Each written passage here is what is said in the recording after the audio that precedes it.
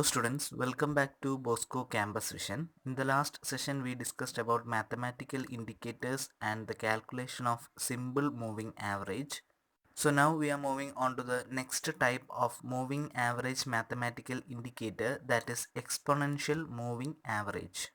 So an exponential moving average is a weighted moving average. The concept behind this is that more recent prices are considered more important than older prices. So വെയിറ്റേജിൻ്റെ ബേസിസിലുള്ള ഒരു moving average ആണ് exponential moving average എന്ന് പറയുന്നത്. അതിൻ്റെ concept എന്താണെന്ന് വെച്ച് കഴിഞ്ഞാൽ മച്ച് ഓൾഡർ പ്രൈസസിനേക്കാളും ന്യൂവർ അല്ലെങ്കിൽ റീസെൻറ്റ് പ്രൈസസിനാണ് ഇവിടെ ഇമ്പോർട്ടൻസ് കൊടുക്കുന്നത്. And the exponential moving average can be calculated by using the formula current closing price minus previous EMA into factor plus previous EMA. So ഒരു പർട്ടിക്കുലർ ഡേയിലുള്ള എക്സ്പൊണൻഷ്യൽ മൂവിങ് ആവറേജ് കണ്ടുപിടിക്കാനുള്ള ഫോർമുലയാണ് current closing price minus previous E M A into factor plus previous E M A. So ഈ ഇക്വേഷനിലെ main components എന്ന് പറയുന്നത് closing പ്രൈസും previous E M എയും ഫാക്ടറും ആണ്. സോ ക്ലോസിംഗ് പ്രൈസ് നമുക്കറിയാം മൂവിങ് ആവറേജസ് കാൽക്കുലേറ്റ് ചെയ്യാനുള്ള ബേസിക് ഡേറ്റയാണ് ക്ലോസിംഗ് പ്രൈസ് എന്ന് പറയുന്നത്. സോ ഒരു പീരിയഡിലെ ക്ലോസിംഗ് പ്രൈസ് ഉപയോഗിച്ചിട്ടാണ് നമ്മൾ മൂവിങ് ആവറേജസ് കാൽക്കുലേറ്റ് ചെയ്യുന്നത്. Next previous E M A എന്ന് പറയുമ്പോൾ ഒരു പർട്ടിക്കുലർ ഡേയിലെ ഇ എം എ കണ്ടുപിടിക്കാനായിട്ട് തൊട്ട് മുമ്പത്തെ ദിവസത്തെ ഇ എം എ യൂസ് ചെയ്യാറുണ്ട്. നെക്സ്റ്റ് കമ്പോണൻ്റ് എന്ന് പറയുന്നത് ഫാക്ടർ ആണ്. So factor or exponent is equal to 2/n+1 where n is equal to number of days for which average is to be calculated. So factor കണ്ടുപിടിക്കാനുള്ള formula എന്താണെന്ന് വെച്ചാൽ 2/n+1 ആണ്. അതിൽ n എന്താണെന്ന് വെച്ച് കഴിഞ്ഞാൽ ആവറേജ് കാൽക്കുലേറ്റ് ചെയ്യുന്ന ടോട്ടൽ നമ്പർ ഓഫ് ഡേയ്സ് ആണ്. നമ്മൾ സിമ്പിൾ മൂവിങ് ആവറേജിൽ കണ്ടിരുന്നു 5 day simple moving average, 10 day simple moving average, അങ്ങനെ പല ഡേയ്സ് വെച്ചിട്ടാണ് നമ്മൾ ആവറേജസ് കണ്ടുപിടിക്കുന്നത്. സോ ഇവിടെ എക്സ്പൊണൻഷ്യൽ മൂവിങ് ആവറേജിലും അത്തരത്തിലൊരു പർട്ടിക്കുലർ പീരീഡ് ഉണ്ടാവും. 5 day exponential moving, 10 day, 20 day, അങ്ങനെ ഒരു പീരീഡ് ഉണ്ടായിരിക്കും. സോ അത് എത്ര ദിവസമാണോ അതിൻ്റെ ടോട്ടൽ നമ്പറാണ് ഇവിടെ n ആയിട്ട് റെപ്രസെൻറ്റ് ചെയ്യുന്നത്. And the E M A for the first day is taken as the closing price of that day itself. The EMA for the second day onwards is calculated by using the above formula. So നമ്മൾ E M A calculate ചെയ്യുമ്പോൾ first day E M A എന്ന് പറയുന്നത് ആ ഡേയിലെ closing price തന്നെ ആയിരിക്കും. First day E M A calculate ചെയ്യാനായിട്ട് നമ്മൾ ഈ ഫോർമുല യൂസ് ചെയ്യില്ല. Second day E M A തൊട്ടാണ് നമ്മൾ ഈ ഫോർമുല ഉപയോഗിച്ച് ഇ എം എ കാൽക്കുലേറ്റ് ചെയ്യുന്നത്. So next we will look into the calculation of exponential moving averages. So here the closing prices of 10 consecutive trading days are given and we are asked to calculate the 5-day exponential moving average. So ഈ 10 ദിവസത്തെ closing price ഡേറ്റയും അതുപോലെ തന്നെ ആ formula വെച്ചിട്ടുമാണ് നമ്മൾ ഇനി exponential moving average calculate ചെയ്യാൻ പോകുന്നത്. So നമ്മൾ ഇൻട്രൊഡക്ഷനിൽ പറഞ്ഞിരുന്നു first day E M A എന്ന് പറയുന്നത് ക്ലോസിംഗ് പ്രൈസിൻ്റെ സെയിം വാല്യൂ തന്നെ ആയിരിക്കും. സോ ഇവിടെ ഫസ്റ്റ് ഡേ ക്ലോസിംഗ് പ്രൈസ് എന്ന് പറയുന്നത് 33 ആണ്. സോ ഇ എം എ എന്ന് പറയുന്നതും 33 തന്നെ ആയിരിക്കും. സോ സെക്കൻഡ് ഡേ ഓൺവേർഡ്സ് ആണ് നമ്മൾ ഫോർമുല ഉപയോഗിച്ച് ഇ എം എ കാൽക്കുലേറ്റ് ചെയ്യുന്നത്. സോ ആ ഫോർമുലയിൽ അപ്ലൈ ചെയ്യാൻ വേണ്ടുന്ന ക്ലോസിംഗ് പ്രൈസും പ്രീവിയസ് ഇ എം എയും ഇവിടെ അവൈലബിൾ ആണ്. ഇനി നമുക്ക് വേണ്ടുന്ന ഒരു കമ്പോണൻ്റ് എന്ന് പറയുന്നത് ഫാക്ടർ ആണ്. So factor is equal to 2/n+1 and ഇവിടെ n എന്ന് പറയുന്നത് 5 ആണ്. ബിക്കോസ് നമ്മൾ 5 ഡേ എക്സ്പൊണൻഷ്യൽ മൂവിങ് ആവറേജ് ആണ് കാൽക്കുലേറ്റ് ചെയ്യുന്നത്. സോ പീരീഡ് എന്ന് പറയുന്നത് 5 ഡേയ്സ് ആണ്. സോ 5 എന്ന വാല്യൂ ഇട്ട് നമ്മൾ കാൽക്കുലേഷൻ നടത്തുമ്പോൾ നമുക്ക് ഫാക്ടർ 0.33 എന്നുള്ളൊരു വാല്യൂ കിട്ടും. സോ ഈ 0.33 ആണ് നമ്മൾ throughout the E M A കാൽക്കുലേഷനിൽ യൂസ് ചെയ്യുന്നത്. So second day E M A calculate ചെയ്യാൻ കറണ്ട് ക്ലോസിംഗ് പ്രൈസ് എന്ന് പറയുന്നത് 35 ആണ്. അതുപോലെ പ്രീവിയസ് ഇ എം എ എന്ന് പറയുന്നത് 33യും ഫാക്ടർ എന്ന് പറയുന്നത് നമ്മൾ കണ്ടുപിടിച്ച 0.33 ആണ്. സോ ഇത് നമ്മൾ ഇക്വേഷനിൽ അപ്ലൈ ചെയ്യുമ്പോൾ നമുക്ക് 33.66 എന്നുള്ളൊരു വാല്യൂ ലഭിക്കും. അതാണ് സെക്കൻഡ് ഡേയിലെ ഇ എം എ എന്ന് പറയുന്നത്. ഇനി തേർഡ് ഡേയിലെ ക്ലോസിംഗ് പ്രൈസ് എന്ന് പറയുന്നത് 37.5 ആണ്. പ്രീവിയസ് ഇ എം എ നോക്കിക്കഴിഞ്ഞാൽ 33.66 ആണ്. ഫാക്ടർ എന്ന് പറയുന്നത് 0.33 തന്നെയാണ്. സോ അത് ഇക്വേഷനിൽ അപ്ലൈ ചെയ്യുമ്പോൾ നമുക്ക് 34.93 എന്നുള്ളൊരു വാല്യൂ കിട്ടും. അതാണ് third day E M A എന്ന് പറയുന്നത്. അങ്ങനെ ഈ ഒരു പ്രോസസ്സ് ലാസ്റ്റ് ഡേ, അതായത് 10th ഡേ വരെ കണ്ടിന്യൂ ചെയ്ത് പോകും.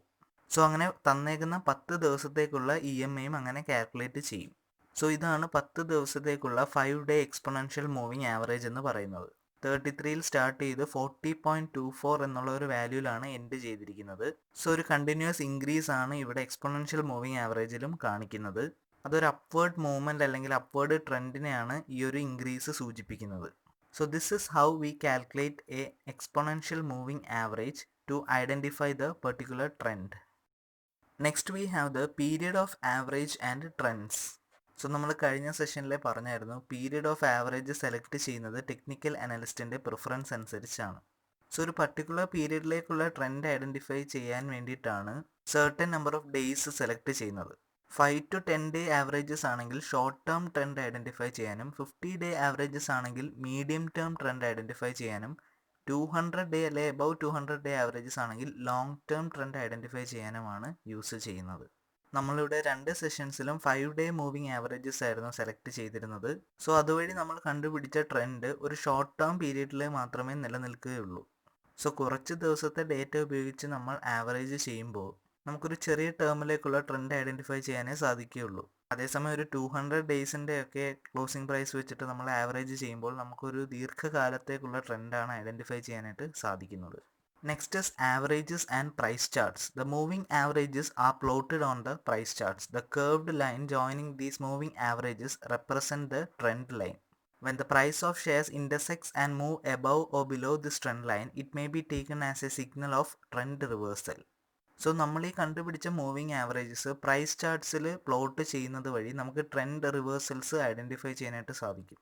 അതെങ്ങനെയാണെന്ന് വെച്ച് കഴിഞ്ഞാൽ നമ്മൾ ഈ കണ്ടുപിടിക്കുന്ന മൂവിങ് ആവറേജസ് ആദ്യമേ ചാർട്ടിൽ പ്ലോട്ട് ചെയ്യും.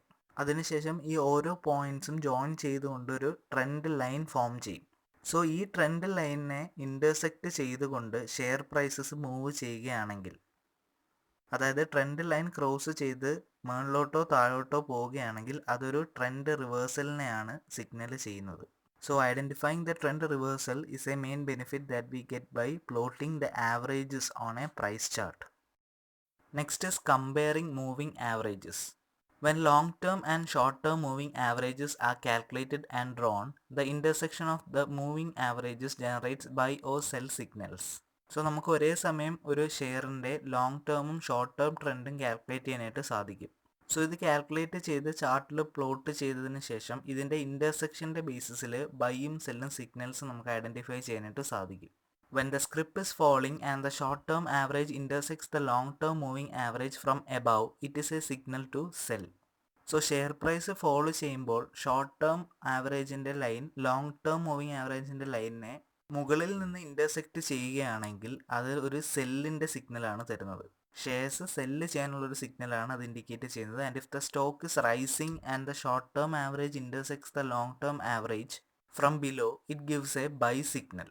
അതുപോലെ തന്നെ ഷെയർ വാല്യൂ ഇൻക്രീസ് ചെയ്യുമ്പോൾ ഷോർട്ട് ടേം ആവറേജിൻ്റെ ലൈൻ ലോങ് ടേം ആവറേജിൻ്റെ ലൈനെ താഴെ നിന്നാണ് ഇൻ്റർസെക്റ്റ് ചെയ്യുന്നതെങ്കിൽ അതൊരു ബൈ സിഗ്നലാണ് ഇൻഡിക്കേറ്റ് ചെയ്യുന്നത്. സോ ആദ്യം നമ്മൾ ലോങ് ടേമും ഷോർട്ട് ടേമും മൂവിങ് ആവറേജസ് കാൽക്കുലേറ്റ് ചെയ്യും.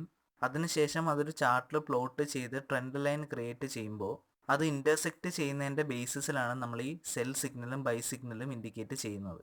So this is all about the comparing of moving averages. So in this session we discussed in detail the calculation of exponential moving average and the plotting and comparing of moving averages in price charts. Hope all are clear with the topic. Thank you.